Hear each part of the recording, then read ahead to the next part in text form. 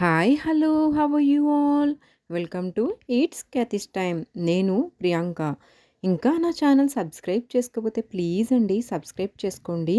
Today special goat head curry, అదేనండి మేక తలకాయ కర్రీ. దీనిని కోల్డ్ చేసిన వాళ్ళు చాలా ఇష్టంగా తింటారు, ఎందుకంటే దీనివల్ల కోల్డ్ తగ్గుతుంది.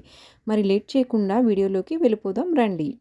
ఫస్ట్ స్టవ్ ఆన్ చేసుకొని ఒక కడాయి పెట్టుకొని 5 to 6 టేబుల్ స్పూన్స్ ఆయిల్ వేసుకోవాలి. తర్వాత ఒక కప్ ఆఫ్ ఆనియన్స్ యాడ్ చేసుకోవాలి.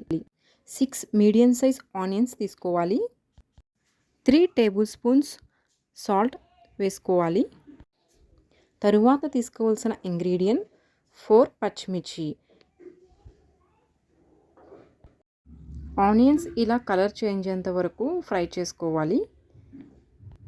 మనం ముందుగా నీట్గా క్లీన్ చేసుకున్న తలకాయ మాంసాన్ని ఈ ఆనియన్స్లో యాడ్ చేసుకోవాలి. తలకాయ మాంసాన్ని నెమ్మదిగా ఇలా వీడియోలో చూపించిన విధంగా కలుపుకోవాలి. ఒక 2 table spoons of ginger and garlic add చేసుకోవాలి. అలానే ఒక 2 టేబుల్ స్పూన్స్ కొబ్బరి పేస్ట్ని వేసుకోవాలి. అలానే ఒక స్పూన్ మసాలా పేస్ట్ని యాడ్ చేసుకోవాలి. ఇక్కడ మసాలా చికెన్ మసాలాకి ఏదైతే మసాలా యూస్ చేస్తామో అదే మసాలా వేసుకుంటే సరిపోతుంది. అలానే ఒక స్పూన్ పసుపు యాడ్ చేసుకోవాలి. తరువాత 2 టేబుల్ స్పూన్స్ కారం కూడా యాడ్ చేసుకోవాలి. కారం స్పైసీగా తిన్న వాళ్ళు ఇంకొంచెం యాడ్ చేసుకున్నా పర్వాలేదు. తరువాత ఒక గ్లాస్ వాటర్ యాడ్ చేసుకోవాలి.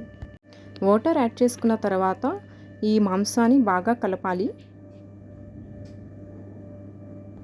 నెక్స్ట్ కుక్కర్ లిడ్ పెట్టి అలానే ఒక 7 to 8 విజిల్స్ వేయించాలి. ఇక్కడ కుక్కర్ విజిల్స్ అనేవి మనం యూస్ చేసే కుక్కర్ బట్టి ఉంటుంది. విజిల్స్ అయిన తర్వాత కుక్కర్ లిడ్ ఓపెన్ చేసి బాగా కలుపుకోవాలి.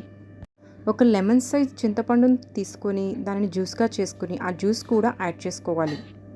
చింతపండు జ్యూస్ యాడ్ చేసుకోకపోయినా పర్వాలేదు, టేస్టీగా ఉండటం కోసం తలకాయ పులుసు కోసం పులుసు యాడ్ చేసుకోవాల్సి ఉంటుంది. 5 to 10 మినిట్స్ అలానే పులుసు మరిగేంత వరకు ఉంచాలి. అంతేనండి, తలకాయ పులుసు రెడీ అయిపోయింది.